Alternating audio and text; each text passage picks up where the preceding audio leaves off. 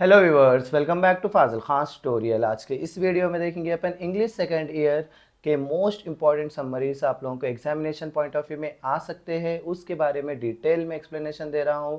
आप लोग वीडियो को एंड तक देखे समझ जाओ, आप लोग ये समरीज आसानी से याद हो जाएंगे। और मैं ये समरीज को इतने आसान वे से लिखा हूँ सो दैट बच्चे ईजिली एक से दो बार पढ़ लिए तो याद हो जाएंगे।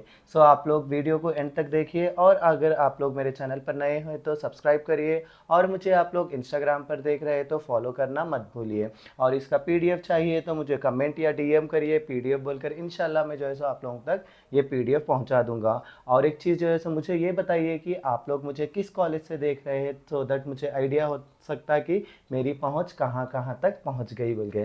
सो प्लीज़ कमेंट करना मत भूलिए।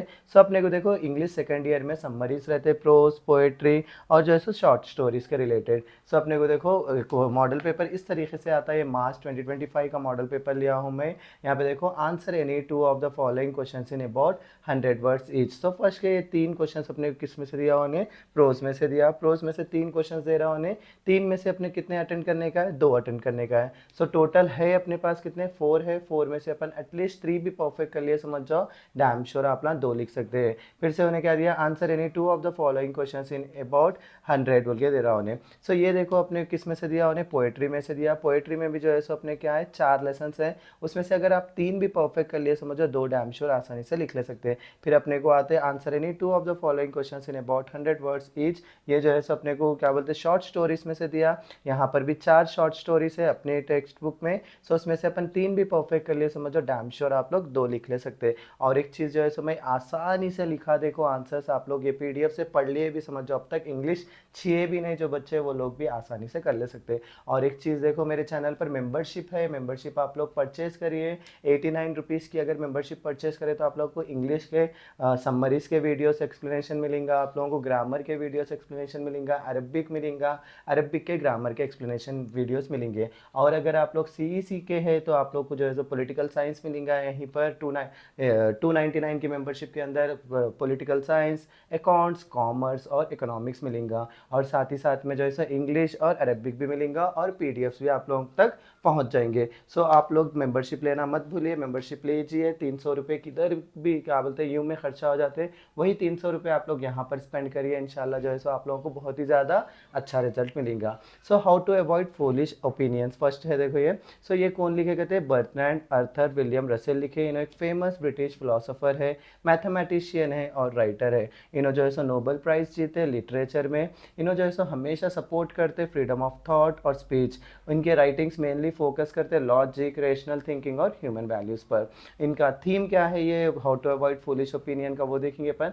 The essay teaches us how to avoid foolish and narrow minded opinions. It stresses the importance of open mindness, self examination and respect for other views. ये ऐसे टीच कर रहा है अपने को किस तरीके से अपन अवॉइड करना फूलिश ओपिनियंस, फूलिश और नैरो माइंडेड के ओपिनियंस। इससे जो है यहाँ पे अपन इंपॉर्टेंस दे रहे ओपन माइंडनेस, सेल्फ एग्जामिनेशन और respect for other views about the essay. In this essay, Russell explains that people often form wrong opinions because of pride, ignorance, and lack of proper thinking. He suggests that we should question our own beliefs, listen to different viewpoints, and think logically. He also advises us to argue with an imaginary opponent to test our ideas.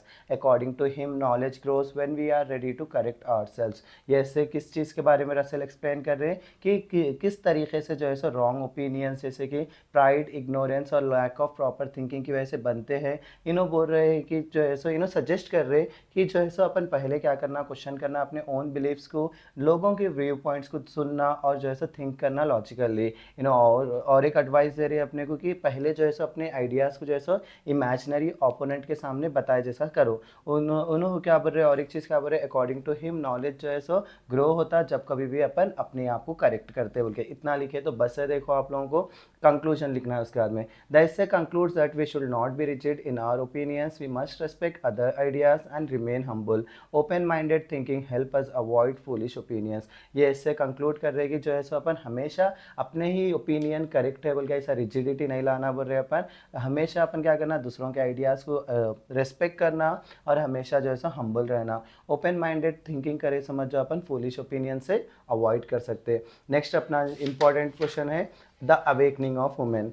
इसमें कौन लिखे गए थे about the author? के M Panicker. उन्होंने जो है so well known historian है, डिप्लोमेट है और राइटर है। इन्होंने जो है सो कई सारे बुक्स लिखे और आर्टिकल्स लिखे मलयालम और इंग्लिश में। इनका कंट्रीब्यूट जो है सो इंडियन हिस्ट्री और लिटरेचर में कई ज़्यादा है बोल के बोल रहे अपन। ये थीम क्या है ये essay का देखेंगे अपन। The essay describes the changing position of India in India from ancient times to the modern period. ये essay डिस्क्राइब कर रहा है क्या बोलते हैं चेंजिंग पोजिशन ऑफ वुमेन की इंडिया में पुराने टाइम से अब मॉडर्न टाइम तक। So about the essay, the author explains that in ancient Indian women had respect and education. Later, due to social customs and restrictions, their position declined. During the freedom movement, women actively participated in national activities under the leadership of Mahatma Gandhi. After independence, new laws and reforms improved their status. Women began to take part in education, politics and other fields. Author explain कर रहे कि ancient women जो है सो ज़्यादा respect थे और जो है सो एजुकेशन था, लेकिन टाइम के साथ साथ कस्टम्स और रेस्ट्रिक्शंस की वजह से उन लोग की पोजीशन जो है सो डिक्लाइंड हो गई थी। लेकिन फ्रीडम मूवमेंट के टाइम पे वुमेन जो है सो एक्टिवली पार्टिसिपेट करे नेशनल एक्टिविटीज़ में, किसके लीडरशिप के अंदर? महात्मा गांधी के लीडरशिप के अंदर। सो इंडिपेंडेंस के बाद में जो है सो नए लॉस आए और रिफॉर्म करे उन लोगों का इम्प्रूव्ड स्टेटस। वुमेन जो है सो आजकल पार्टिसिपेट कर रहे एजुकेशन में, पॉलिटिक्स में और अदर फील्ड्स में। कंक्लूजन क्या बता रहा है ये इससे का? द इससे concludes that the awakening of women broad social change in India.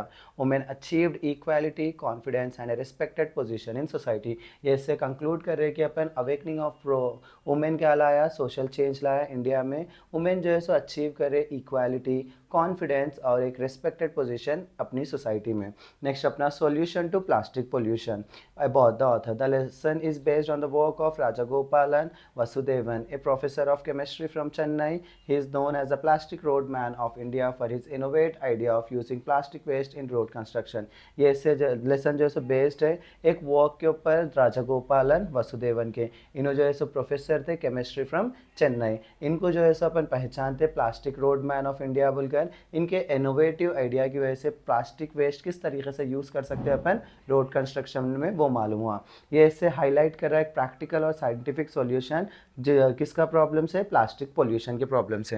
About the इससे में क्या है वो देखेंगे अपन। Plastic waste is a serious environmental issue.